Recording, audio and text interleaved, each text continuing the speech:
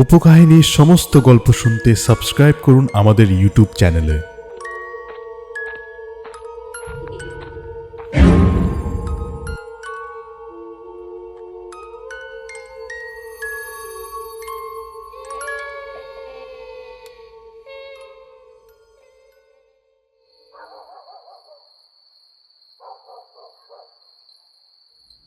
College হোস্টেলের দ্বিতীয় তলার শেষ প্রান্তে দীপুর কক্ষ। একটি ছোট শান্ত ঘর, যার বাইরে লম্বা সরু একটি ব্যালকনি। ব্যালকনির পাশে ওয়াশরুম আছে, আর তার বাইরে দাঁড়িয়ে আছে একটি পুরনো বেসিন, যার উপর ঝুলছে সময়ের দাগ পড়া একটি আয়না। সেই আয়না যেন এক যুগের ক্লান্তি জমে আছে। ঈদের আমেজ চারদিকে, 3 দিনের মধ্যেই চাঁদের হাসিতে মাতবে দেশ। হোস্টেলের ঘরগুলো এখন প্রায় শুনশান, প্রতিটি রুম খালি, যেন জীবনের স্পন্দন এখান থেকে সরে গিয়ে বাইরের দিকে ছুটেছে। তবুও দীপুর কক্ষে রয়েছে সামান্য কিছু উষ্ণতা।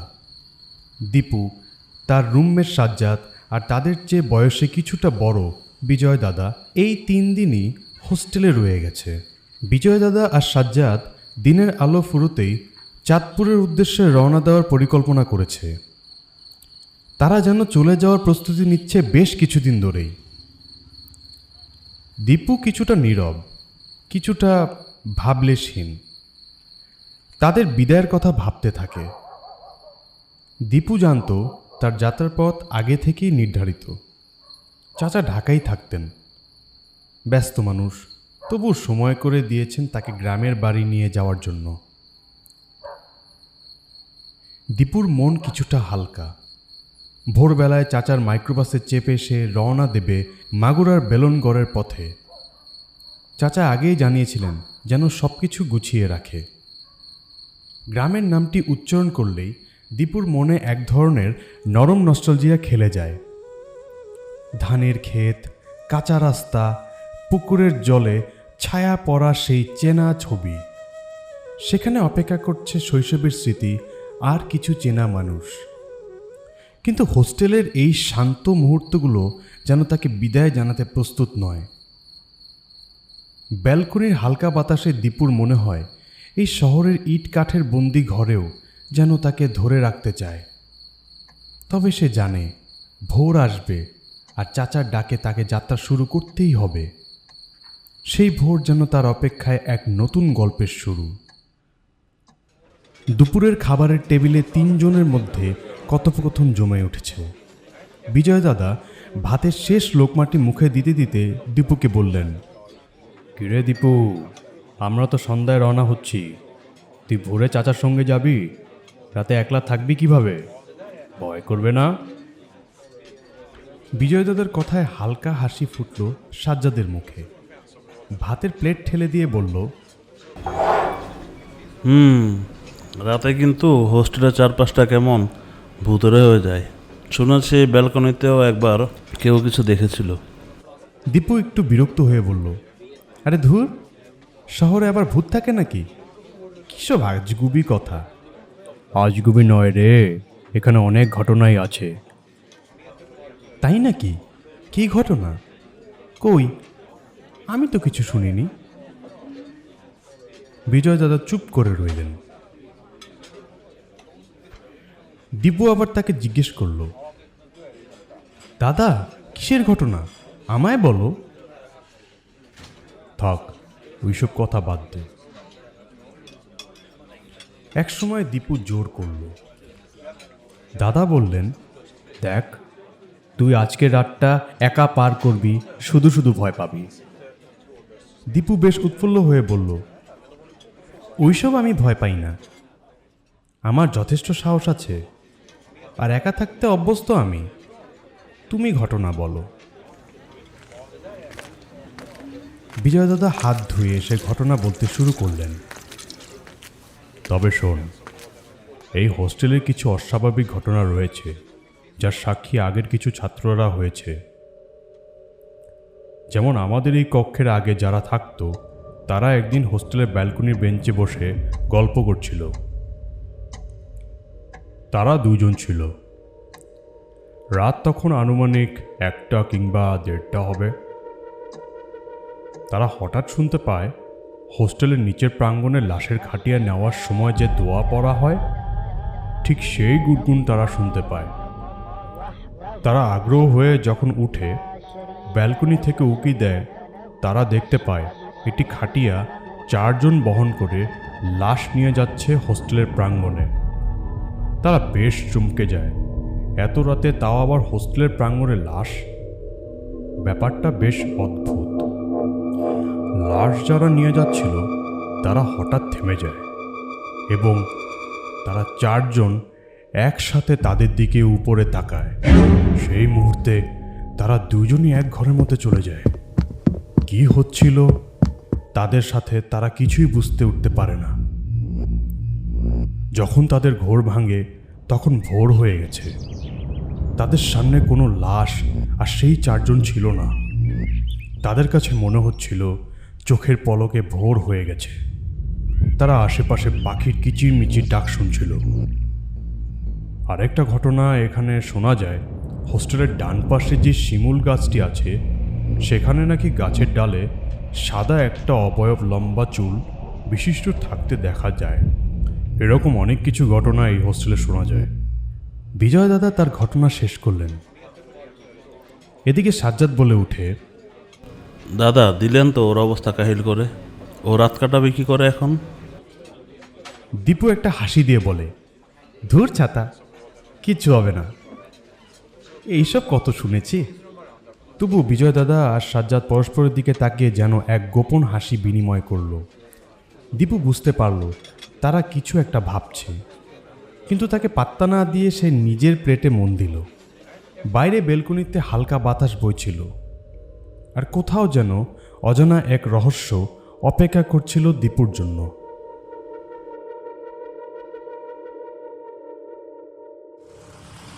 সন্ধ্যায় বিজয় দাদা আর সাজ্জাদ তাদের ব্যাগপত্র গুছিয়ে লঞ্চ ঘাটের উদ্দেশ্যে রওনা হলো।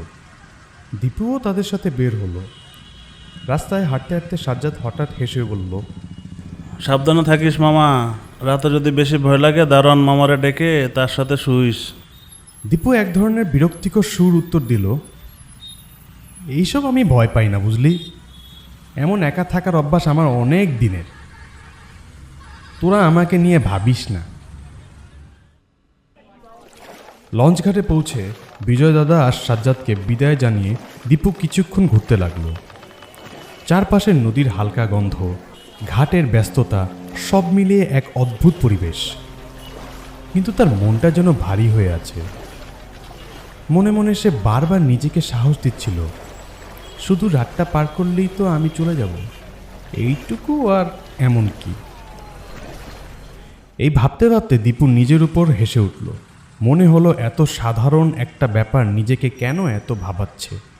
সে সিদ্ধান্ত নিল হোস্টেলে আর রাতের খাবার খাবে না। বাইরে কোনো একটা হোটেলে খাবার সেরে রাত 9টার দিকে হোস্টেলে ফিরল।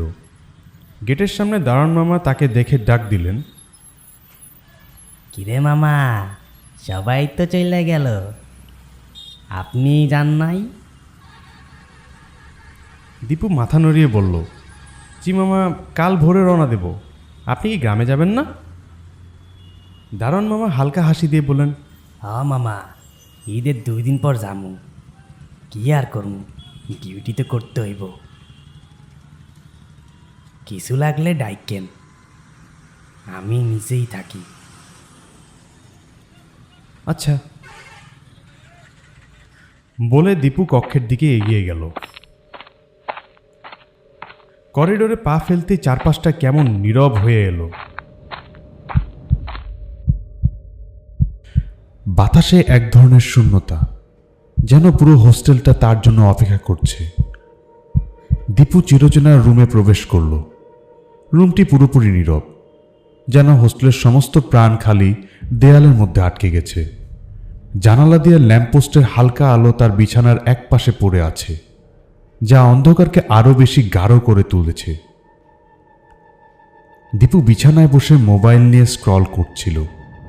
ঠিক তখনই চাচার ফোন এলো। চাচা বললেন, কিরে মনি, তুই খাওয়া দাওয়া করেছিস? জি চাচা, খেয়েছি। আচ্ছা শোন, ভোরবেলায় আমরা রওনা হব। তুই সব ব্যাগটা গুছিয়ে রাখিস, কেমন? আমি ফজরের পর তোকে ফোন দেব। দেরি করবি না কিন্তু। জি চাচা, আমি সব রেডি রেখেছি। দীপু ঘুমানোর চেষ্টা করলো, কিন্তু কিছুতেই ঘুম আসছিল না। বারবার মনে হচ্ছিল হোস্টেলের এই শূন্যতা তাকে একা ছেড়ে দেবে না। অবশেষে ভাবল ব্যালকনিতে গিয়ে একটু বসি। ব্যালকনির বেঞ্চে বসে সে আকাশের দিকে তাকালো। বাইরে ধমকা হাওয়া, শোষ শব্দ আর আকাশের লালচে মেঘের ভৌতিক উপস্থিতি যেন এক ভিন্ন জগতের ইঙ্গিত দিচ্ছিল। দীপু সিগারেট ধরিয়ে কানে হেডফোন লাগালো।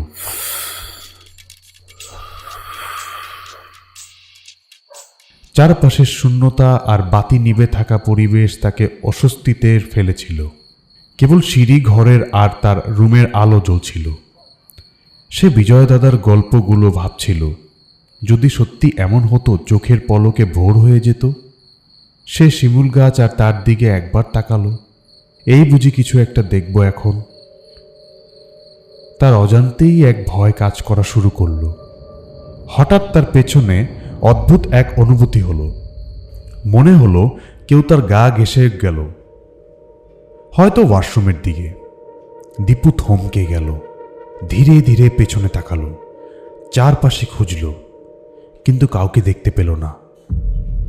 বিষয়টা আশ্চর্যের হলেও দীপুর গা শিউরে উঠল, যেন শীতল বাতাস তার শরীর জড়িয়ে ধরল। ভয়ে দীপু দ্রুত রুমে ফিরে দরজা বন্ধ করে দিল। বুকের ধুকপুকানি বন্ধ হচ্ছিল না। সে বিছানায় বসে ভাবল, এটা কি ছিল? সত্যি কিছু নাকি আমার কল্পনা? কিন্তু তার ভেতরের ভয়টা ততক্ষণে জায়গা করে নিয়েছে। পুরো রুম যেন আরো ভারী হয়ে অন্ধকারময় লাগছিল। দীপু জানত রাতটা পার করাটাই হবে তার সবচেয়ে বড় চ্যালেঞ্জ। দীপু বিছানায় জড়সড় হয়ে শুয়েছিল, কিন্তু তার গভীর ঘুম আসছিল না। ঘড়ির কাঁটা তখন 12:30। বাইরে এখনো গভীর রাত। নিজের মনকে শান্ত করার চেষ্টা করছিল। সবই মনের ভুল। ভোর হতে এখনো অনেক সময় বাকি। কিন্তু তার মনে গভীর অস্বস্তি কাজ করছিল। অবশেষে ক্লান্তির কাছে হার মেনে তখন সে ঘুমিয়ে পড়ে। সে টেরই পায়নি কখন তার ঘুম এসে পড়েছে। হঠাৎ বালিশে রাখা ফোনের ভাইব্রেশনে ঘুম ভেঙে গেল। চাচার ফোন এসেছিল। ঘুম থেকে ওঠ মনি, আমরা কিছুক্ষণ পর বের হব। জি চাচা, আমি প্রস্তুত আছি। রাতের সব ভয়ের স্মৃতি তখন ভুলে গিয়েছিল। দ্রুত ফ্রেশ হয়ে ব্যাগ গুছিয়ে রুমের দরজায় তালা লাগিয়ে নিচে মেইন গেটের দিকে নামল। বাইরে তখনও আলো ফুটেনি। ঘুটঘুটে অন্ধকার, চারপাশে নীরব। ব্যাগ হাতে দাঁড়িয়ে সে চাচার জন্য অপেক্ষা করছিল। হঠাৎ বাম হাতে নজর পড়তেই মনে হলো, যা, ঘড়ি তো নিতে ভুলে গেছি। বিরক্তি নিয়ে সে আবার উপরে উঠতে শুরু করলো। রুমের দিকে যাওয়ার সরু করিডোরে পা ফেলেছিল দীপু। চাবি দিয়ে দরজা খোলার জন্য ঝুঁকে পড়ল। ঠিক তখনই তার নজর পড়ল পাশের বেসিনের আয়নায়। সে দেখতে পেল আয়নায় তার প্রতিচ্ছবি দাঁড়িয়ে আছে, অথচ সে নিজে ঝুঁকেছিল। প্রতিচ্ছবি একদম স্থির, কোনো নড়াচড়া নেই। এটা কিভাবে সম্ভব? ভাবতে ভাবতে চাবি ঘুরিয়ে দরজা খুলে দ্রুত রুমে ঢুকে দরজা বন্ধ করে দিল। বুকটা টিপ টিপ করছিল। আমি কি ঠিক দেখেছি তো? এটা কি মনের ভুল নাকি সত্যি? দীপু নিজেকে বোঝানোর চেষ্টা করছিল, কিন্তু ভেতরে জমে থাকা অস্বস্তি তাকে আবার জানালা দিয়ে আয়নার দিকে তাকাতে বাধ্য করল। এবার যে সে দেখল তা যেন কোনো দুঃস্বপ্নের থেকেও ভয়ঙ্কর। আয়নার মধ্যে তার মতো দেখতে আরেকটি অবয়ব ছিল। সেটা ছিল স্থির, মাথা নাড়াচ্ছে না, কেবল বাম চোখের কোণে তার দিকে তাকিয়ে আছে। অবয়বটি কতক্ষণ ধরে তার দিকে হেসেছিল।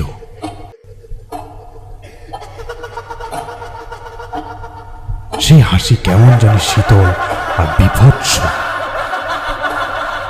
দীপু আর সহ্য করতে পারল না, শরীর পুরো জমে গেল। তার মনে হলো যেন নড়াচড়ার ক্ষমতাটুকুও হারিয়ে ফেলেছে। ভয়ে তার দম আটকে আসছিল। এই পরিবেশে কি করবে কিছুই বুঝতে পারছিল না। দীপু সিদ্ধান্ত নেয় সে রুমের দরজা খুলে এক দৌড় দিবে। তাড়াতাড়ি ঘড়িটা পকেটে ভরে ফেলে, আয়নার দিকে আর একবারও তাকায় না, দরজা খুলে বাইরে বেরিয়ে পড়ে। দৌড়ানোর সময় পিছন থেকে এক ভয়ানক হাসির আওয়াজ কানে ভেসে আসে। দীপুর করার কিছুই নেই, সে শুধু দৌড়াতেই থাকে। দৌড়াতে দৌড়াতে মেইন গেটে এসে পৌঁছায়। সে হাঁপাতে হাঁপাতে একবার পিছনে তাকায়। মেইন গেট থেকে সে পুরনো কক্ষের দিকে চোখ যায় তার। দেখতে পায় সে অবিকল তার মতো অবয়বটি কক্ষের জানালা দিয়ে তাকিয়ে বিভৎস হাসি দিচ্ছে। দীপু আর সহ্য করতে পারে না, ভয়ে যেন শ্বাসরুদ্ধ করে তুলেছে। সে হন্তদন্ত হয়ে দারোয়ানের রুমের দরজা দিয়ে টোকা দেয়। ঘরের ভেতর থেকে শ্বাস প্রশ্বাসের ভারী আওয়াজ শোনা যায়। কিছুক্ষণ অপেক্ষার পর দারোয়ান দরজা খুলে ঘুম জড়ানোর চোখে বলে, কি হইল মামা, এত রাতে? দীপু কাঁপা কাঁপা গলায় সব খুলে বলে দিল দারোয়ান মামাকে। দারোয়ান কয়েক মুহূর্ত চুপ করে দীপুর দিকে তাকিয়ে থাকে, তারপর দীর্ঘশ্বাস ফেলে বলেন, এখানে মামা অনেক আগে এক ছাত্রের লাশ পাওয়া যায়। আপনি যেই রুমে থাকেন ঠিক সেই রুমে। লাশটা খুব ভয়ানক আছিল, কোনো স্বাভাবিক মরণ ছিল না। লাশের মাথা ঘাড়ের পেছনে ঘুরানো আছিল। কোনো মানুষের পক্ষে সম্ভব আছিল না এই কাজটা। দারোয়ান তার কণ্ঠ আরো নিচু করে নিয়ে এগিয়ে এসে ফিসফিস করে বলে, পরে জানা যায় এই ছেলেটা নাকি কুফরি কালাম করত। কালো জাদু করতে গিয়ে এমন মরণ দশা হয়। এরপর থেকে এখানে অনেক ভয়াবহ ঘটনা ঘটতে থাকে। নানান সমস্যা দেখা দেয় এই কক্ষে। সে কিছুক্ষণ থেমে আবার বলে, হোস্টেলে কাউরে এগুলো বলি নাই মামা, পোলাপান ভয় পাইব আর থাকতে চাইব না। আপনারে বলতে চাইছিলাম কিন্তু বলা হয় নাই। আর আপনি রাতে একলা থাকবেন দেখে আর কিছু বলি নাই, কিন্তু যা ঘটার তো ঘটেই গেছে। দীপু স্তব্ধ হয়ে দাঁড়িয়ে থাকে। তার চোখে ধরা পড়ে আতঙ্কের ছায়া। দারোয়ানের কথাগুলো যেন তার মনে গেঁথে যায়, আরো গভীর করে দেয় অন্ধকারের আবরণ। দারোয়ানের হাতে রুমের চাবি দিয়ে দীপু তাকে গিয়ে দরজা তালা মেরে আসতে বলে। ঠিক তখনই দীপুর চাচা হাজির হন। দীপু তার চাচাকে কিছুই জানে না এই ব্যাপারে। চাচার সঙ্গে বেরিয়ে যায় গন্তব্যে। পথে যেতে যেতে দীপুর মাথায় নানান প্রশ্ন ঘুরপাক খায়। কি ছিল সেই অবয়বটি? কি চাইতো সে? কিন্তু কোনো উত্তর মেলে না।